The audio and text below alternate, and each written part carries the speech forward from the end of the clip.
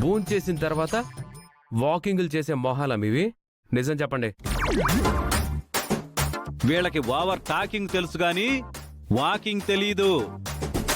మన దగ్గర ఏదో దాస్తున్నారు మామయ్య. కొరడా తీసుకురమ్మంటారా? మీ స్టైల్లో 4 పీకితే నిజాలు బయటకొస్తాయి. ముసుగులేసుకుని ఊరు దాటి పోదాం అనుకున్నారు, మళ్ళీ వెనక్కి తిరిగి వచ్చేశారు, అంతే కదా?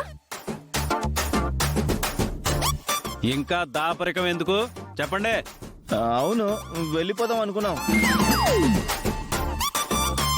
ఆహా, మరి వెళ్ళిపోకుండా మనసు మార్చుకొని తిరిగి ఎందుకు వచ్చేశారు?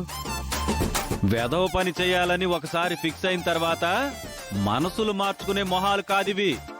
ఇంకేదో జరుగుంటుంది, అందుకే వెనక్కొచ్చేస్తుంటారు.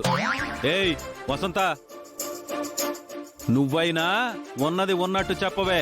పొలిమేర వరకు బాగానే వెళ్ళాం. పొలిమేర దగ్గర ఓ దెయ్యం కనపడి వెంటపడింది. ఊరి సమస్య తేలే వరకు ఊరు దాటకూడదని తిరిగి వెనకకు పంపించుంటుంది.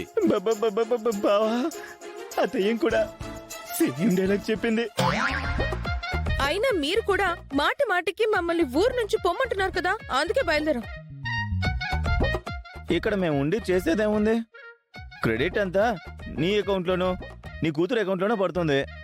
మేమన్నా బ్యాలెన్స్ ఉంటే ఇదిగా వీడి అకౌంట్లో పడుతుంది.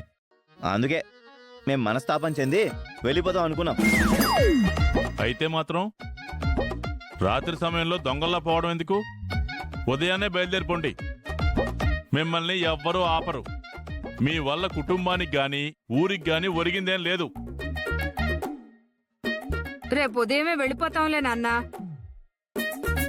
మీరు ఎక్కడికి వెళ్ళడానికి వీల్లేదు, ఇక్కడే ఉండాలి. ఎందుకు? కోపం వచ్చినప్పుడు ఎన్నెన్నో అనుకుంటాం, అంత మాత్రాన వెళ్ళిపోతారా?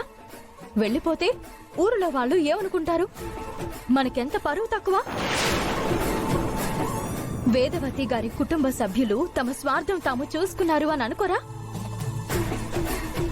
ముక్కు పుడకతో మన ఊరికి సంబంధించిన ఎన్నో సమస్యలని పరిష్కరించాం. అప్పుడు కుటుంబ సమేతంగా ఉన్నాం. ఇప్పుడు కూడా మీరుండాలి. నేను కోట నుంచి ముక్కు పుడకను అత్తయ్యను తీసుకునొచ్చేంత వరకు ఉండాలి. సమస్య వచ్చినప్పుడే అందరం కలిసికట్టుగా ఉండాలి. ఉమ్మడి కుటుంబంకి ఉండే బలమే వేరు. అర్థమైందా? ఇంకెప్పుడు ఇలాంటి పిరికి పనులు చేయకండి. పదండి లోపలికి.